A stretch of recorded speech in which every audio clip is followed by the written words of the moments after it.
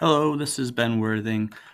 Just putting a quick video together to help explain the student course selection form that's going to be going out soon. This could be actually going out to our current ninth, 10th, and 11th graders next week, and we're planning on putting it out to our eighth graders. I believe we're looking at the first week of February. And what it is just an opportunity for students to have some input into courses they would be interested in taking.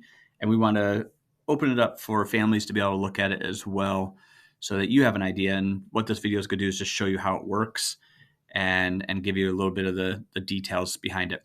So this right here is the document, the survey that will go out to students.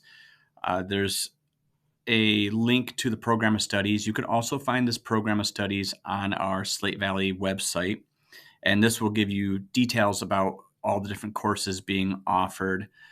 There's also information in there about weighted classes and how that works towards a student's GPA. Another little thing we have in here is just information for students so they understand that whatever they request, if they request something, that doesn't necessarily mean they're going to be in the class. There's other factors to determine what classes they take around graduation requirements, how quickly classes might fill up, and what their needs are. But it's good for us to have a list of what they're interested in, and that helps us to balance how we create a schedule for students. Now, the first thing they'll do is they will click on here. It'll automatically come up with their email. They'll click on here, and they will click on the grade they're going into next year. So if they're a current ninth grader, they'd click on 10th.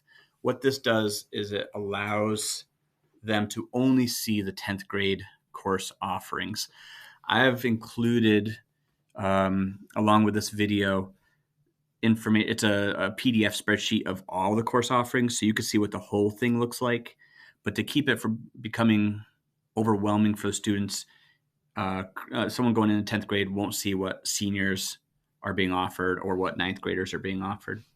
So as they go through it, they'll be able to select different course offerings. And one thing we're going to do is we'll probably start this, like I said, next week on the 22nd, share this document out with students. There's no expectation for them to sit down and do this on the 22nd, though. What we're going to have the advisory teachers do is share it with them, talk to them about it. We've had assemblies about this process a little bit too, so they're getting a lot of that background information. But if they don't want to, like if they don't entirely know what math course to take, I want them to be able to just keep this spreadsheet active, and they can go to their math teacher and ask what their teacher thinks. Or they can bring this home to you and have a conversation with their family about what you think they should be taking. So they can go through and make these selections. All right.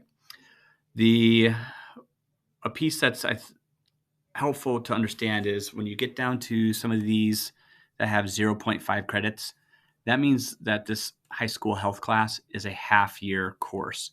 This doesn't tell you whether it's going to be spring or fall. We determine what semester the courses run further on down the road when we have an idea of what we're going to be offering based on student interest.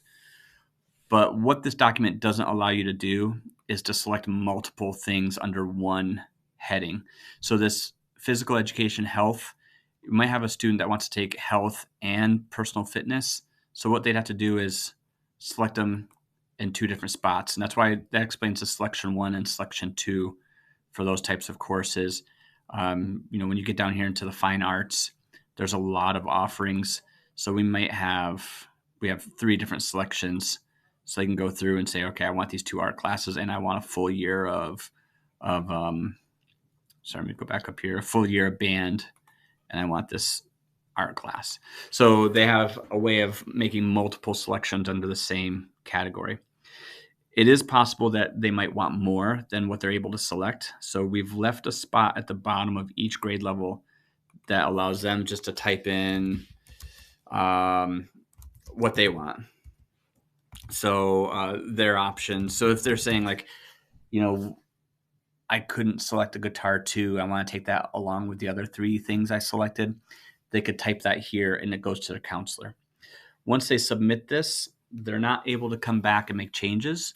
So if a student does submit it and wants to make the change, the only thing we're asking them to do is just to come down to the counselors. It's not an issue. We can reopen it to them. It just doesn't allow them to do it on their own. So we're always open and flexible to having a conversation and letting them go back in and make changes if they change their mind. The biggest piece here, though, that I wanted to share with families is just this is essentially what the document looks like. Having that PDF so you can go through all the courses and even match them to the description on the program of studies. Give you also the opportunity to have conversations about what you think would be best for your student to take. And like I said, they don't have to fill it all out in one sitting. They can catch up with their teachers, catch up with their families, and really get a robust list of options. Now, we only offer 7 periods, so there's only 7 classes a student could take in a semester, but we're encouraging students to sign up for as much as they want here. So if a student signs up for 12 different courses, that's great on our end, because if they can't for some reason get into one class, we at least have other options that we know they're interested in.